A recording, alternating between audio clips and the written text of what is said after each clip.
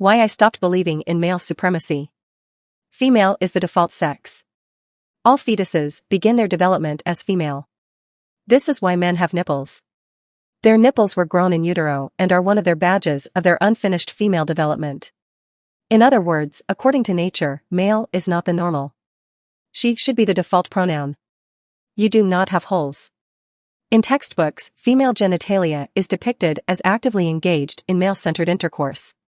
This is the equivalent of diagrams of male genitalia being only and inexplicably shown with open anuses.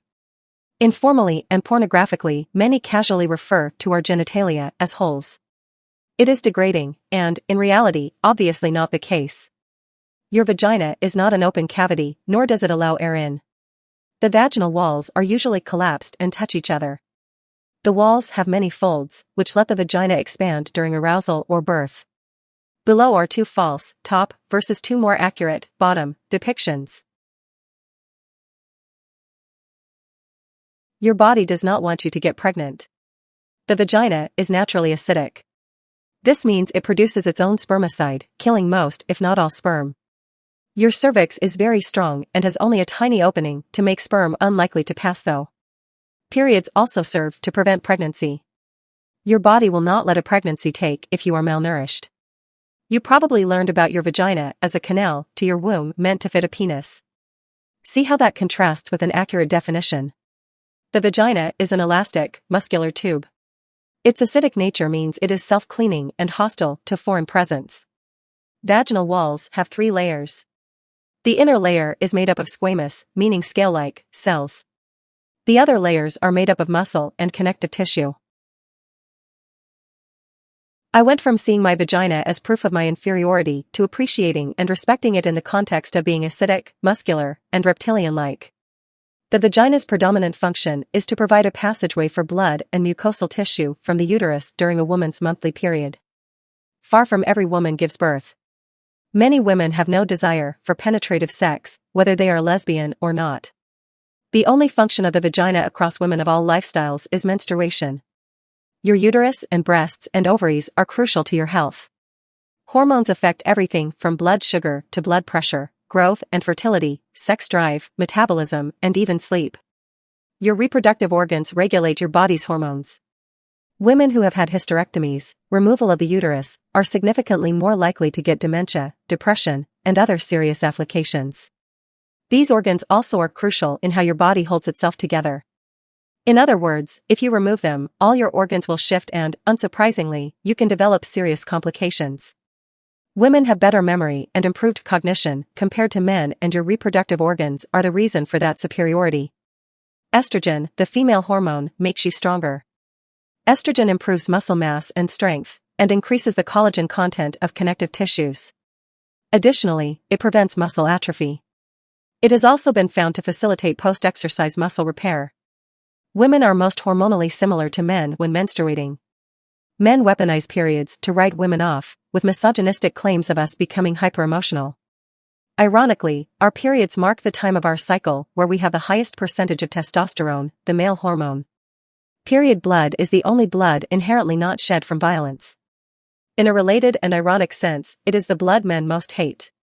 Women bleed in synchronization with the moon. This is an undeniable reminder that we are a part of nature.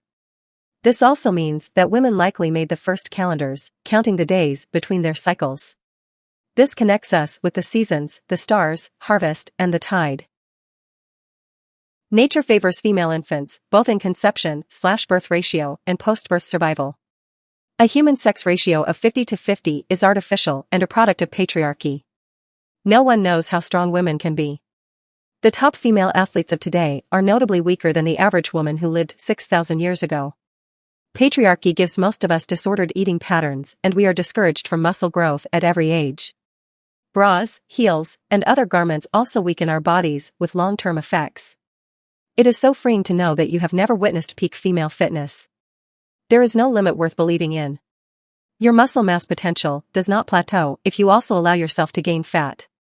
Sports favor male strengths, falsifying a belief that women have no physical superiority. Sports were created by men at a time when men forced women out of public life. In reality, women succeed over men in ultramarathons and all activities related to flexibility. In terms of how we measure up to other species, human strength and speed is nothing special. We are all shockingly even when we run into a bear. What sets humans, and women in particular, apart is our endurance. This superior endurance over ultra-long distances comes from the way women burn fat. This is why 64-year-old Diana Nyad became the first person to swim the 110 miles from Cuba to Florida, without the use of a shark cage for protection, without rest. No man has ever completed the journey.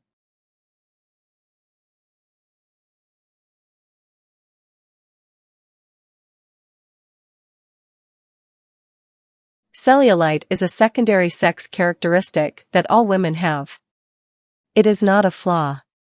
Men simply store fat in a crisscross pattern. Whether you're talking about Christianity, Islam, or most anything in between, male gods imitate women, the true creators of life.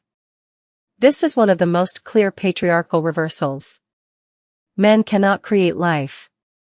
They are spiteful about this, denying it altogether with their male creator theory and attempting to control reproduction through a variety of means, hiding women in burqas, banning abortion, making sex-selective abortions, grooming women into sexual availability with pornography, and so on.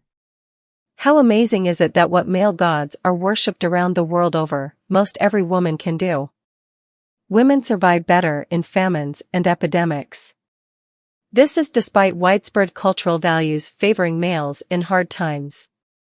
Men are much more prone to genetic disease. This is because only a second X chromosome can carry alternate genes to patch genetic errors. The Y chromosome is decaying out of existence. Extensive genetic decay has resulted in the human Y chromosome losing 97% of its ancestral genes, while gene content and order remain highly conserved on the X chromosome. Studies prove women are better musicians, doctors, therapists, surgeons, coders, drivers, parents, and more. The clitoris is the only organ in either human body which exists exclusively for pleasure. This fact leaves no room for debate over mutually pleasurable sex being natural. Women are proven to be better in leadership positions. Women's smaller size is best suited to survival in nature. Male muscle growth is difficult to sustain outside of artificial conditions, civilization. Once they have that muscle, even if they don't utilize it, they must eat vast amounts to sustain it. When you are a hunter-gatherer, reasonable limits are imposed. Women can sustain themselves easier in the wilderness as they do not carry around as much unnecessary mass. Women made up at least 30 to 50% of hunters in ancient times. This is likely because of our superior endurance and this hunting theory. Animals prefer women. Women pass down more of their DNA than a man does to a fetus. It is healthy for a woman to have significantly more fat compared to men. We are not naturally reflected by modern beauty standards. Also recall that the natural higher fat percentage enables more muscle. Prehistoric humans were matriarchal. The origin of patriarchy is a political coup which occurred in the most recent 10% of all of human history.